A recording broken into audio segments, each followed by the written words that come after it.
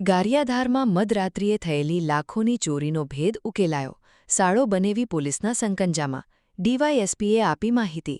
ગારિયાધારના પછેધામ road પર આવેલી mobile અને ઇલેક્ટ્રોનિક્સની દુકાનમાં તારીખ 14 અને 15 જુલાઈની મધરાત્રિએ બનેલી ચકચારી ચોરીની ઘટનાનો ગારિયાધાર પોલીસે સફળતાપૂર્વક ભેદ ઉકેલી લીધો છે. આ અંગે ડીવાયએસપી દ્વારા પત્રકારોને માહિતી આપવામાં આવી હતી. ડીવાયએસપીના જણાવ્યા મુજબ આ ઘટનામાં સંડોવાયેલા સાળો બનેવીની જોડીને પોલીસે ઝડપી પાડી છે.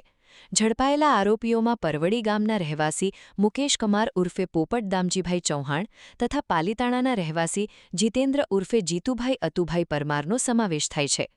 પોલીસ તપાસમાં સામે આવ્યું છે કે બંને આરોપીઓએ મળીને ચોરીને અંજામ આપ્યો હતો.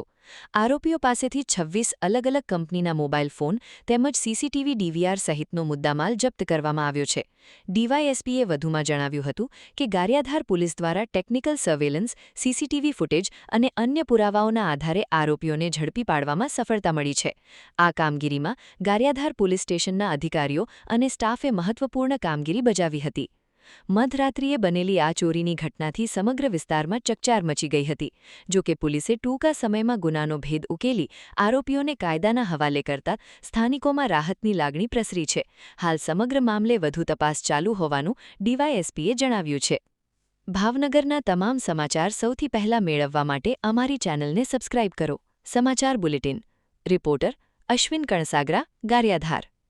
તારીખ 14 અને 15 તારીખના મધરાત્રિએ ગારિયાધાર ખાતે આવેલી ફોનઝોન નામની એક દુકાન છે. એ દુકાન છે એનું શટર તોડી અને તેમાંથી કુલ 24 મોબાઈલ, જેમાં ઓપ્પો, વિવો, રેડમી, એમઆઈના અલગ અલગ કંપનીના મોબાઈલ ફોન, 18,500 જેટલી રોકડ રકમ, ડીવીઆર તેમજ ડીવીઆરની સાથે જે રાઉટર અને પાવર સપ્લાયની સ્વિચ, એમ કરીને કુલ 6,28,000 રૂપિયાની આસપાસનો મુદ્દામાલ જે છે એની ઈસમ દ્વારા ચોરી કરવામાં આવેલી હતી.